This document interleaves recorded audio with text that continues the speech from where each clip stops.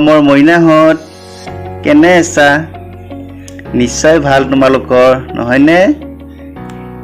মইনাহঁত যোৱাটো ক্লাছত আমি আমাৰ পঢ়াশালী পদ্ধতি কেনেকৈ মাতিব লাগে সেই বিষয়ে গম পালোঁ আহাচোন আজি আমি সেই পাঠটিত থকা স্বৰচিহ্নসমূহৰ বিষয়ে অলপ আলোচনা কৰোঁ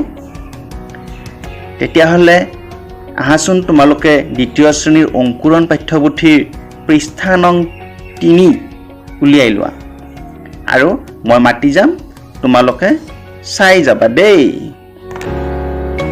মৰমৰ ছাত্ৰ-ছাত্ৰীসকল আহাচোন আজি আমি ব্যঞ্জন বৰ্ণৰ ক আখৰটোৰ লগত স্বৰচিহ্নসমূহ যোগ কৰি চাওঁ অৰ কোনো চিন নাই অ ব্যঞ্জন বৰ্ণৰ আখৰবোৰৰ লগত যোগ হৈ থাকে যেনে ক যোগ অ ক কট ভকত আতে আকাৰ ক যোগ আ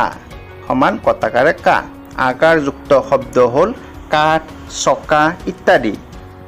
হ্ৰস্বইতে হ্ৰস্বইকাৰ ক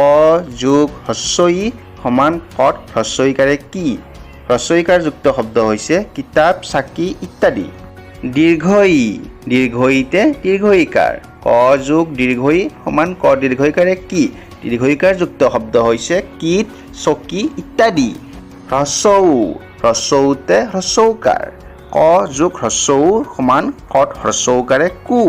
হ্ৰস্বউকাৰ যুক্ত শব্দ হৈছে কুলি চকু ইত্যাদি দীৰ্ঘউতে দীৰ্ঘউকাৰ ক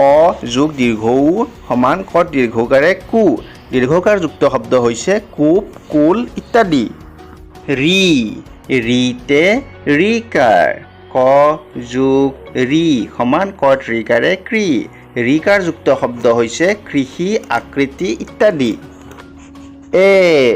এতে একাৰ ক যোগ এ সমান কট একাৰে কে একাৰ যুক্ত শব্দ হৈছে কেঁচু টেকেলি ইত্যাদি ঐতে ঐকাৰ ক যোগ ঐ সমান কট ঐকাৰে কৈ ঐকাৰ যুক্ত শব্দ হৈছে কৈলাশ জাকৈ ইত্যাদি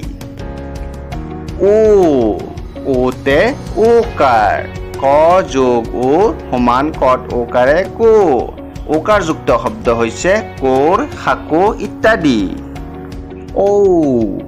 ঔতে ঔকাৰ ক যোগ ঔ সমান কট ঔকাৰে কৌ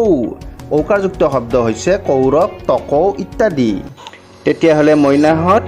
আজিৰ পাঠটি ইমানতে সামৰণি মাৰিলোঁ তোমালোকে পাঠটি পঢ়ি কেনে পালা জনাবা আৰু যদি পাঠটি পঢ়ি ভাল লাগিল তেতিয়াহ'লে ভিডিঅ'টি লাইক কমেণ্ট শ্বেয়াৰ আৰু যদি চেনেলটি ছাবস্ক্ৰাইব কৰা নাই এতিয়ালৈকে তেতিয়াহ'লে ছাবস্ক্ৰাইব কৰিবলৈ একেবাৰে নাপাহৰিবা দেই বাই বাই